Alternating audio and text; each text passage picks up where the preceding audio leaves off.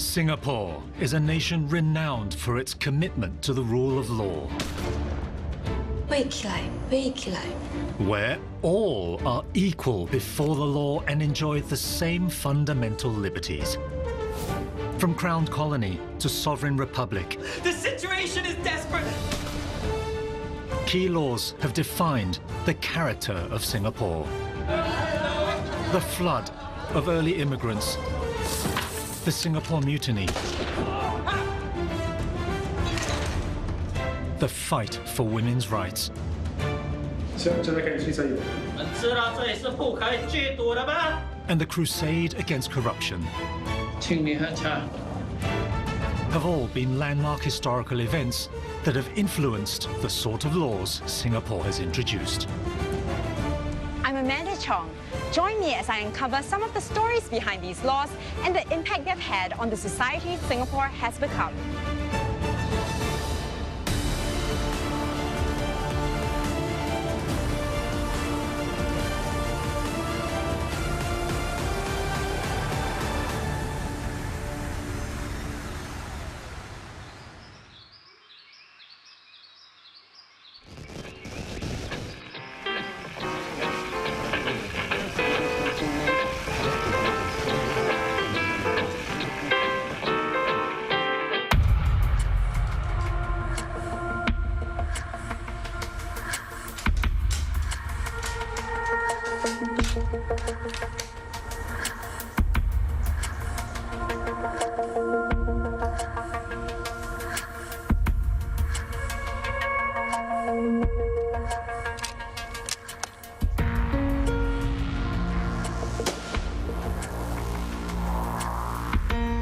On the 15th of February 1915, half of the Indian troops stationed in Singapore rose in rebellion against their British masters.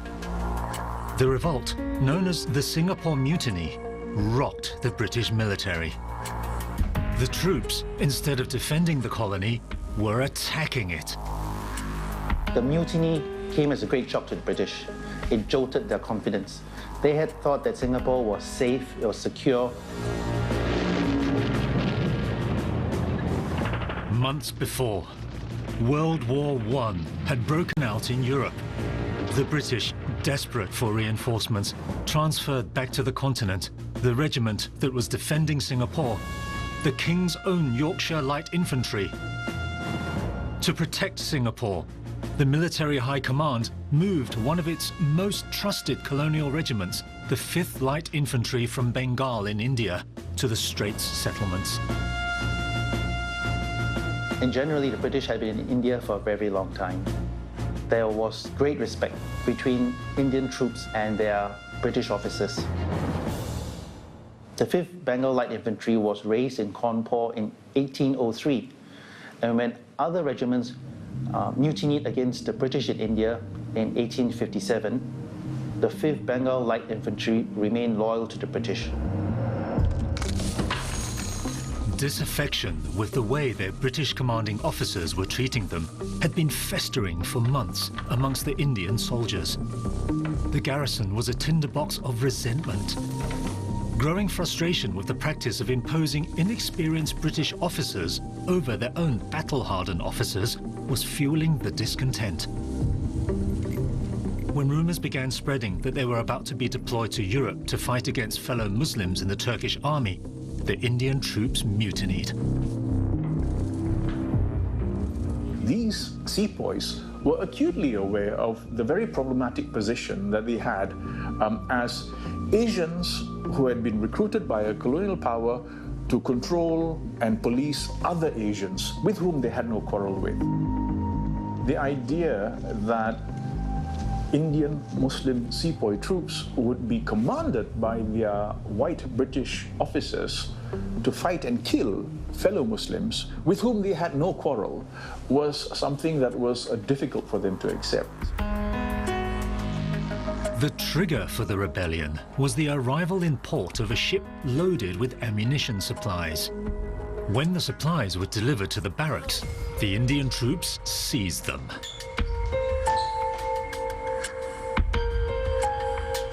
It was the last day of the Chinese New Year holiday, As colonial administrators and merchants relaxed in their homes, the Indian troops rose up and went in search of their targets, the British, both civilian and military. What are you doing? Now here we see how complex colonialism was by that time. These sepoys belonged to three different worlds at the same time. On the one hand, they were subjects of the British Empire. On the other hand, they also belonged to the world of the Indian diaspora. So they were part of this global network of Indians who had been moved all over the planet as a result of empire, and they felt a strong bond to their fellow Indians and their culture. And then, of course, they were also Muslims. And being Muslims meant that they were part of a global Muslim community, the Ummah, which meant that affairs that were taking place in Egypt, in Arabia, in Muslim parts of the world would impact on them as well. The mutiny could break out because the 5th Light Infantry was the largest military force on the island. Even though only half of the regiment mutinied or revolted, the British had nothing else to counter them with. The rebellion was a brutal wake-up call for the colonial government. You must remember that for most of the 19th century and the early part of the 20th century, the British were a tiny presence in Singapore. In the 19th century, they were perhaps 1 to 2% of the population, but by 1931, they had been reduced to 0.4% of the population. They're absolutely out of control. The situation is desperate. I must have a... And so, surrounded by all these greater racial and religious majorities, the British were nervous. They planned their defenses to protect against a local uprising. Lieutenant! They never once considered that their own troops in Singapore would mutiny against them.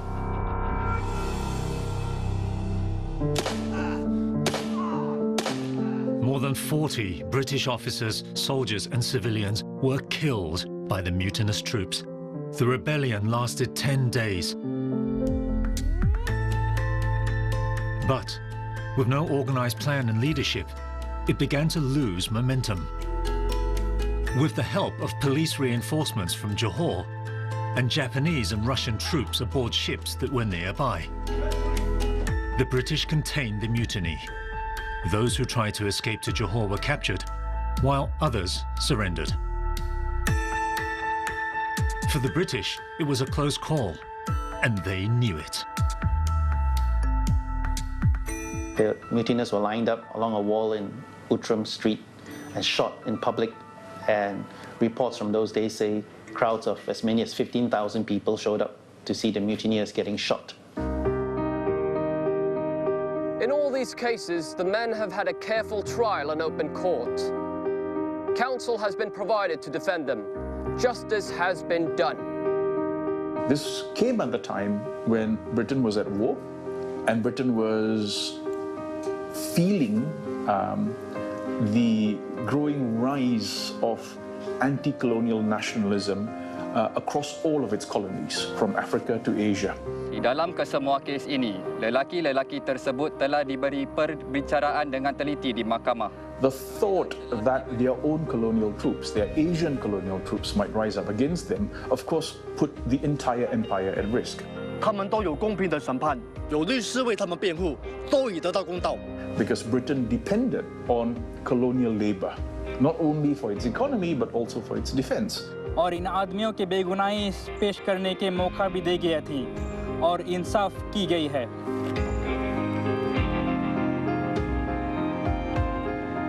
So they felt the need to send out a clear message to not only their own colonial troops, but all their colonial subjects, that if you rise up against the empire, this is what we'll do to you.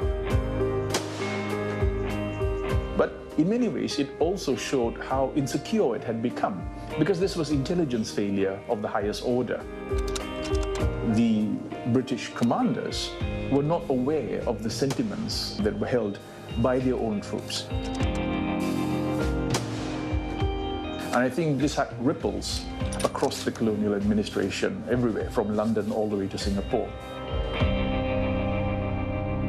The mutiny had exposed the Achilles heel of the British Empire, its defence strategy, and led to the introduction and enforcement of a law in Singapore, the Reserve Force and Civil Guard Ordinance of 1915, to ensure the colonial administration was never so vulnerable again.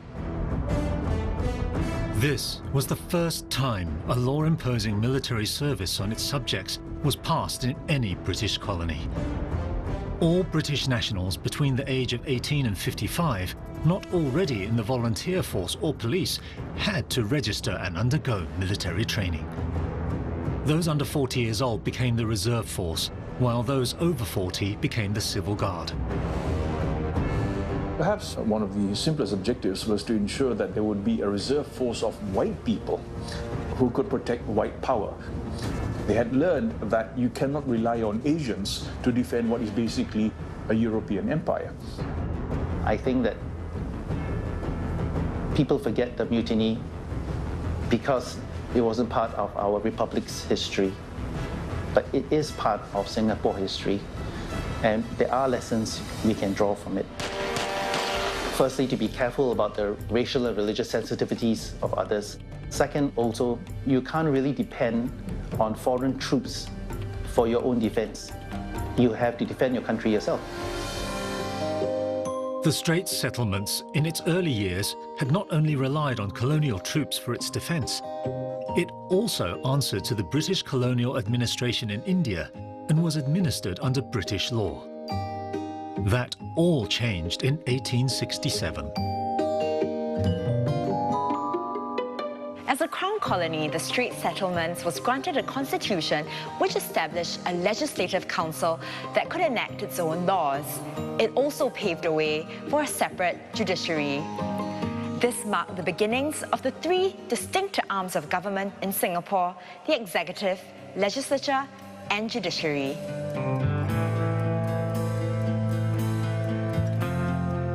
A treasure trove of original documents from that landmark legal moment is housed in what used to be the Chief Justice's chambers in the former Supreme Court building.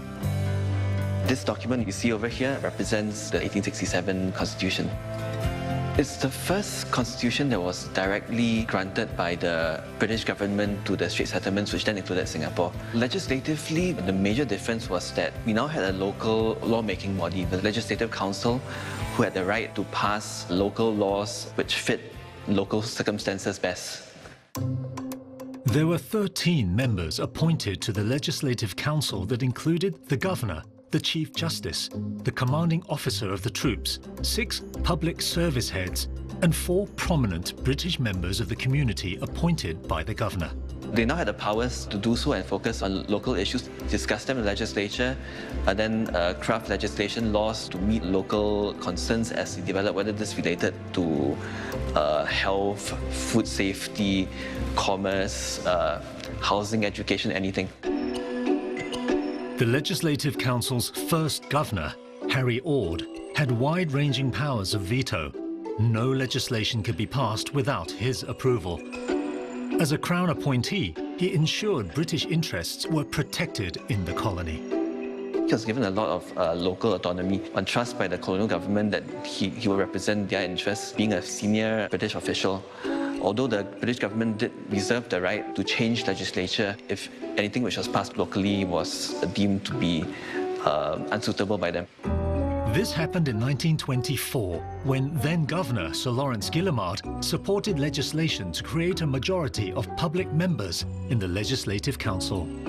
The Colonial Office rejected it on the grounds that the Straits Settlements was not ready for it. It was too radical a change.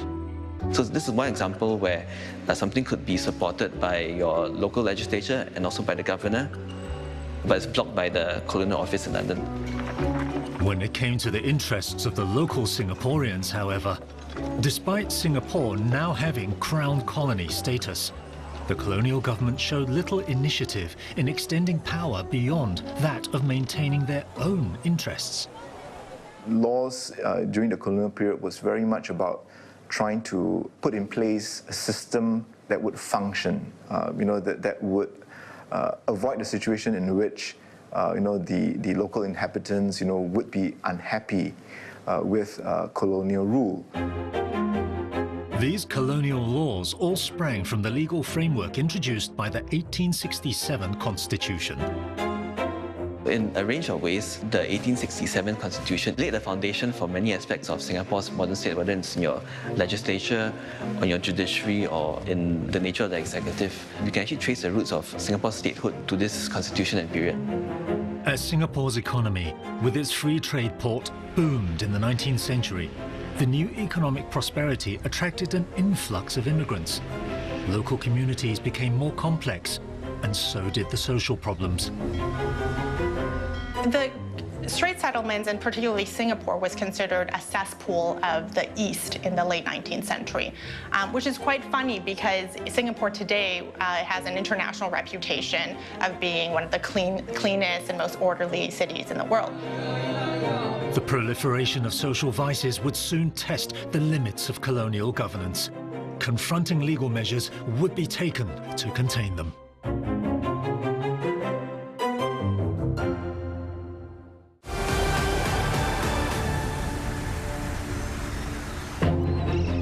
The advent of the steamship in the early 19th century, accompanied by a global demand for tin and rubber, transformed the free port city of Singapore into a land of opportunity. So the period from the mid-19th century to up till 1940, this was an era which historian Sunil Amrith has called an era of Asian mobility revolution. It's characterized by an intensification in the scale of migrants coming from India and China to Southeast Asia, across the South China Sea, across the Indian Ocean, and the Bay of Bengal. During this period, about 30 million migrants came from South China to Southeast Asia, and they were predominantly male.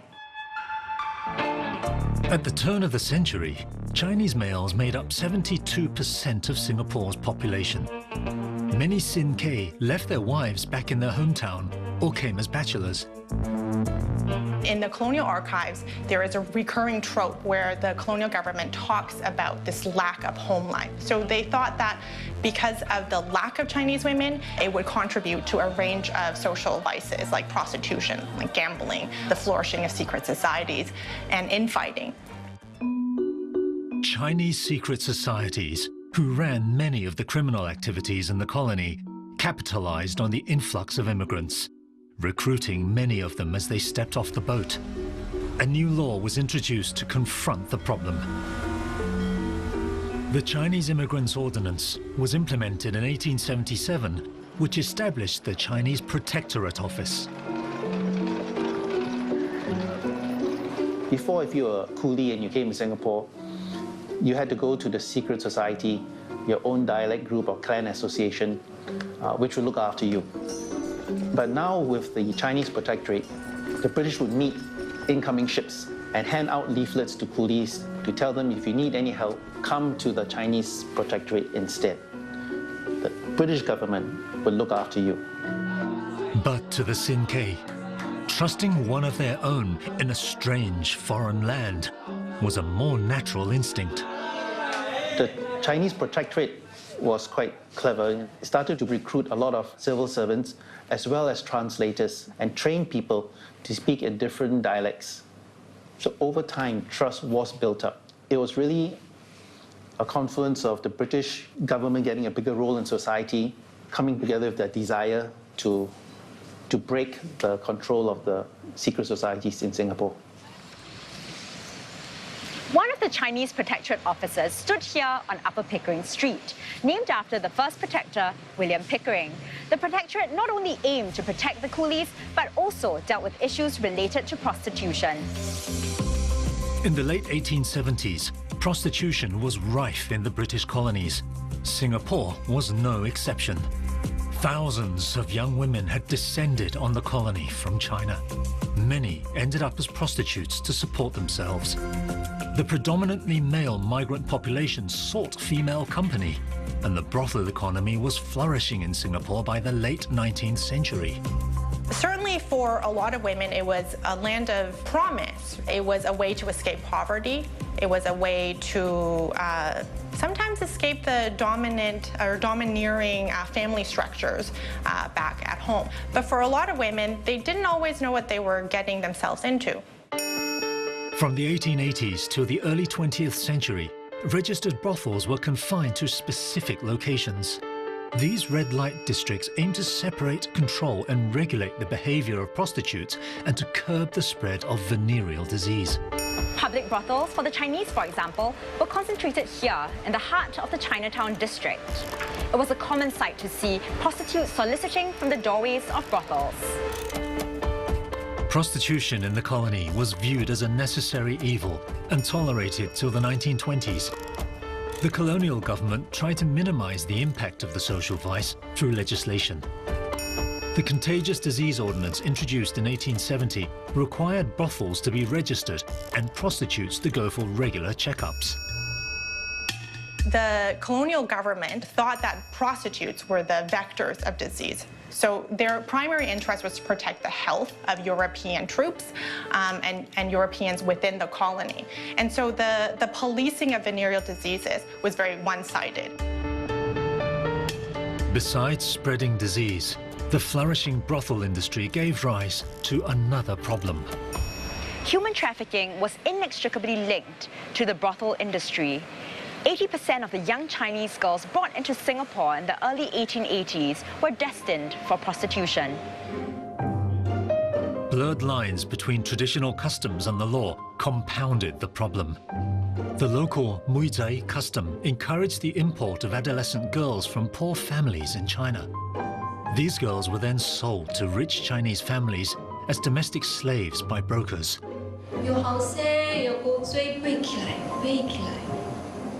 Many ended up being physically and sexually abused.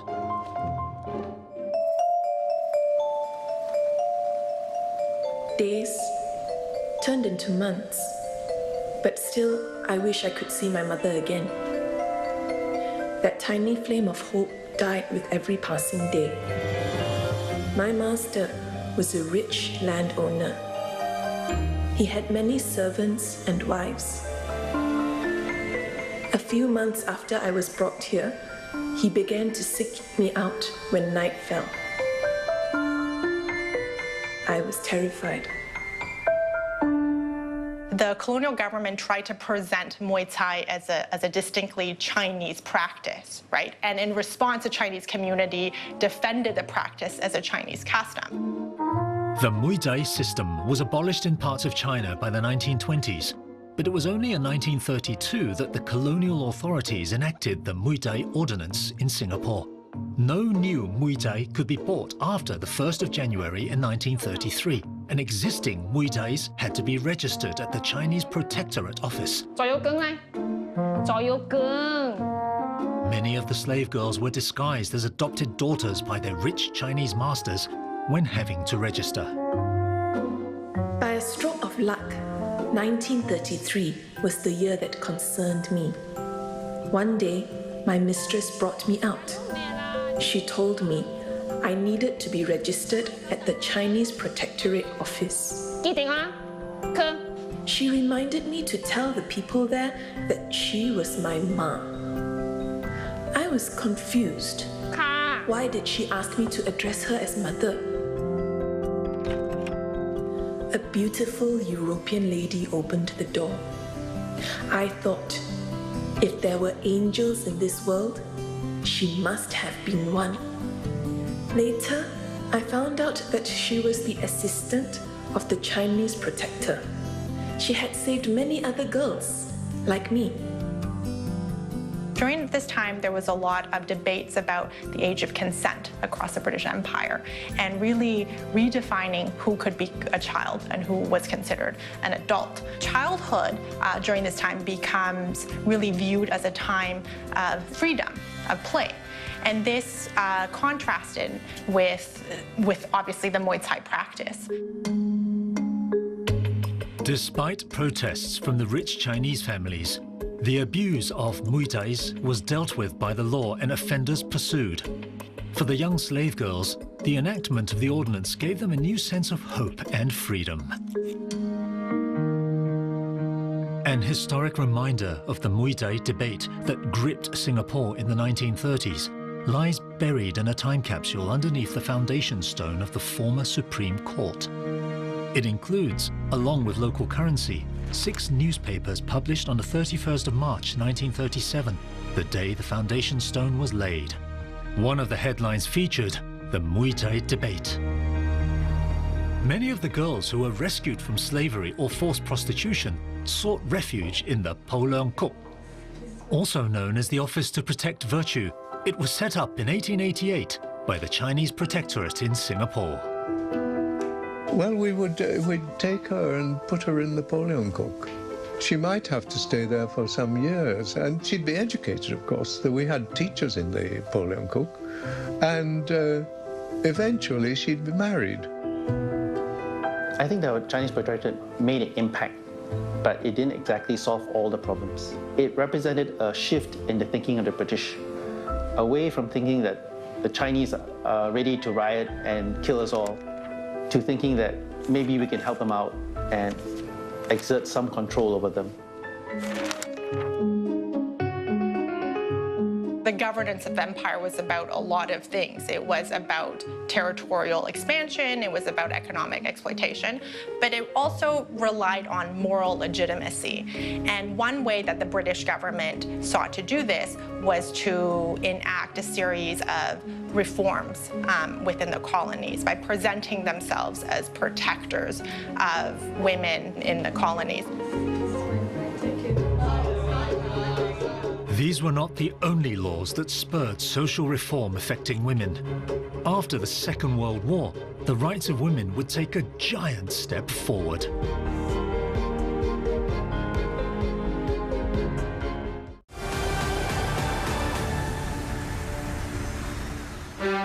World War II and its after-effects forced major social changes in Singapore. Poverty, hunger, and corruption drove ground-up initiatives to rebuild society, and women began demanding improved rights. You see, at that time, it was very rare to see women taking the lead. So it was actually the Japanese occupation and after the war, because of the great suffering that people have gone through, it was usually the women and the children who suffered the most, that women really felt the need to come out, and do something. While most women's associations at that time were focused on social and community-based activities, one organization went beyond working the rounds of charity. The Singapore Council of Women became the voice of women in 1952. Under the leadership of Mrs. George Lee, they pushed for the anti-polygamy, child maintenance, as well as the eradication of child brides, right? So in other words, that before anyone can get married, they should be at least 16 years old. As president of the Singapore Council of Women for close to a decade, Mrs. George Lee was one of the pioneers who spearheaded the women's movement in Singapore. The Singapore Council of Women targeted the Constitutional Commission, which had been established in 1953 to prepare Singapore for eventual self-governance.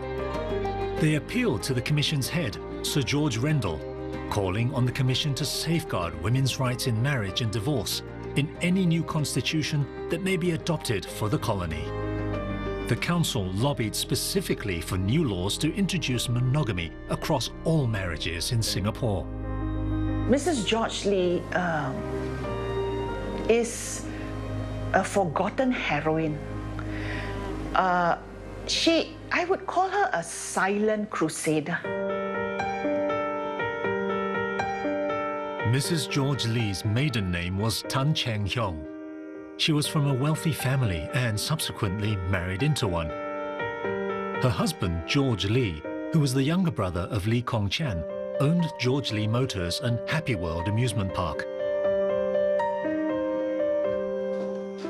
Her financial comfort, though, did not make Mrs. Lee's fate after marriage any different from many women of her time. After 15 years of marriage and 9 children, my world came apart when my husband took a concubine.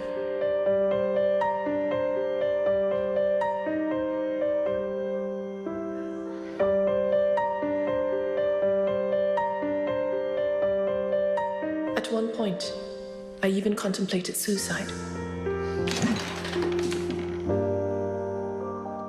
I realized it was important to feel positive and to forgive. To overcome my grief, I immersed myself in social work to help women worse off than myself. Now, luckily, she had money of her own. But what about women with 9 children who did not have money of their own and their husband had now another wife? You must remember that at that time, it was very easy to get another wife because there were a lot of poor women around who didn't mind being a concubine. That was much better than many of the other jobs that they could find.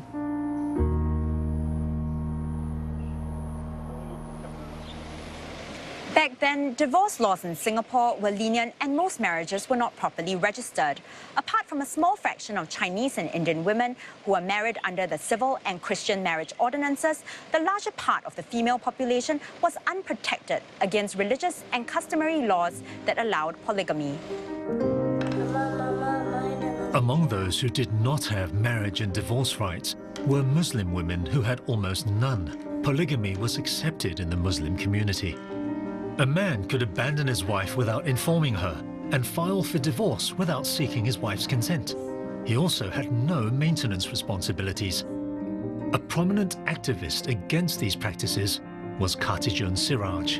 Mrs. Siraj was also a notable woman of the 1950s. She was very young at that time, but she was a supporter of the Singapore Council of Women.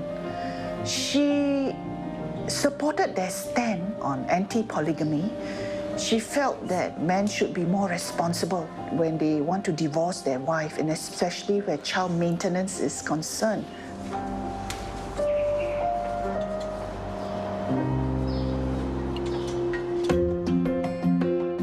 Khatijun was a co-founder of the Young Women's Muslim Association, set up in 1952, and pushed for laws that would protect the rights of Muslim women. So when you set up the Young Muslim Women's Association, did you have any problems with membership, with women joining the organization? Oh yes, because some of the men told their wives, if you join, I'll divorce you. So naturally they're scared. They're scared because, I mean, if they're divorced, what is going to happen to them and their children? So some of them, they're very frightened, they don't join us. But some just couldn't be bothered, they join us. They said because they want a better life for themselves and their children. The Sharia court was formed in 1958 and had the power to register divorces. Mediation sessions were also required with its counsellors before a divorce could be finalised. Khatijun was the Sharia court's first female counsellor. What were the men's attitude towards you as a woman trying to mediate? Oh, they were very angry with me because they don't like this sort of thing because they want to do what they like. I mean, the men, you know, they want to do what they like. Get married several times or have so many children, they don't care. But it's the women and children who suffers. So I fought for all that. And somehow the government listened, you know, because they were seeing this really happening. So they brought in the law and order that the men just cannot divorce the women on their own. They have, if there really there's something, they must go to the court. And the court must listen and decide.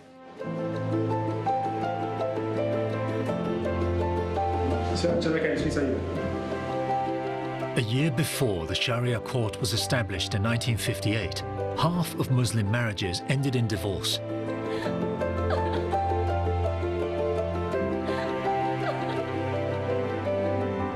By 1961, the divorce rate had dropped to 21.8%.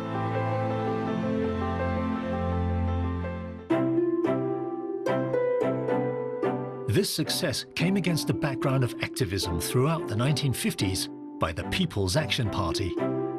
They had recognized that women formed half the population and had an important part to play if society was to progress. By the start of the 1960s, the women's rights movement had made significant progress. 我们必须把本邦妇女们的力量广泛的集中和团结起来，为我们的长远目标建立一个民主独立的社会而努力。唯有当我们长远的目标实现之后，妇女们才能够得到彻底的解放。让我们本着以往的热情和毅力，更加倍的努力吧。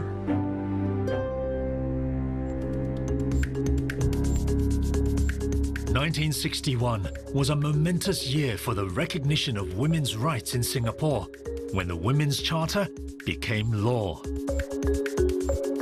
It was very astonishing because the UN has not yet implemented many of the things that are in the Women's Charter of Singapore. All right, and our neighbors, Indonesia, would only implement those things like maintenance and divorce only in the 1970s. The Women's Charter is basically family, marriage and divorce legislation.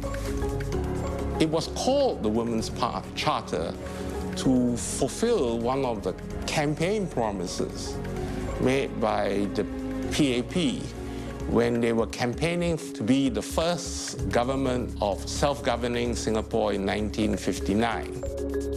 And they said that it was one of their campaign promises that they would improve the lot of women by changing the law to make monogamy compulsory for all non-Muslims and to update the law for divorce and women's rights in the family arising from that. The idea that the men and women have an equal duty, equal responsibility in a family, how women had their own rights, and not one that was dependent on husbands. We take it for granted today, but these were very fundamental changes, to the social mores of Singapore society at that particular point in time. The 1960s were a time of great change in Singapore. Women's roles were transformed, and Singapore transited from self-governance to merge with Malaysia before eventually gaining its independence in 1965. To survive, the newly minted sovereign state would need to emerge victorious in some crucial battles ahead. The fight against corruption would be one of them.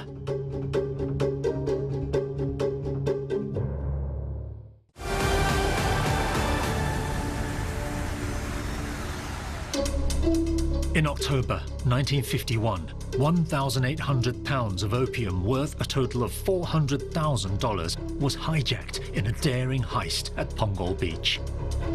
The culprits behind the robbery included 3 police detectives. Only one senior officer was dismissed. The opium hijacking case in 1951,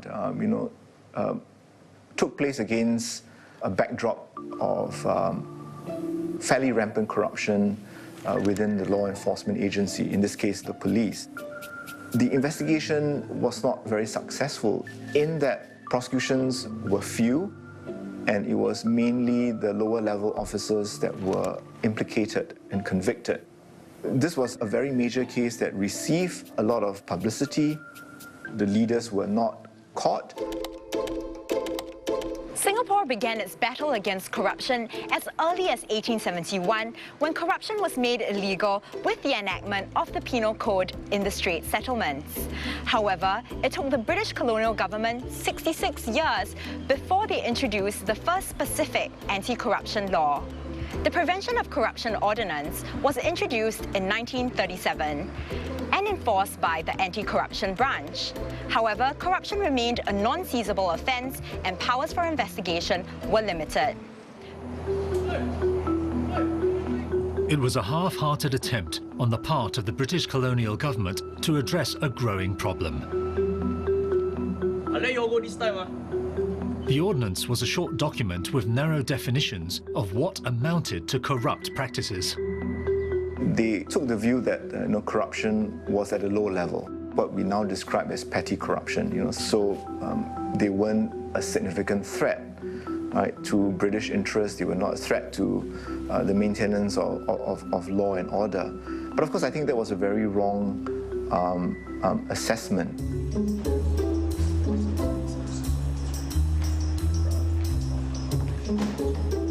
After the Second World War, Singapore came under the British military administration.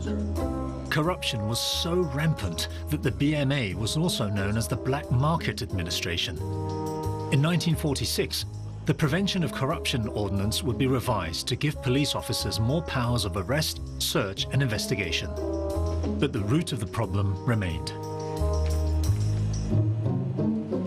The British were also not too keen to spend too much, in terms of ensuring that public servants had a wage, that was sufficient for them as well as their families. So corruption became an accepted way of trying to supplement one's income. Law constitutes the rules for the game of living. Law promotes order if the rules are more or less commonly accepted. No matter how good your rules, if the vast majority of population don't like them, don't want to follow them, well, unless you put a gun to everyone's head, then they won't be followed. The anti-corruption branch was absorbed into the Criminal Investigations Department. The challenge for the unit was that the police force itself had a reputation for rampant corruption. The police during the colonial period was very much inflicted with rampant corruption, especially among the junior officers.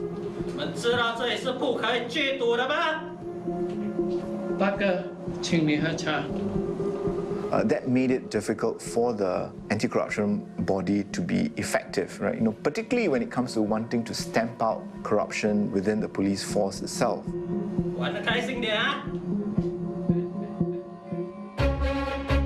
The turning point came with the involvement of police officers in the opium hijacking scandal in 1951. The public outcry forced the establishment to redefine its approach to corruption.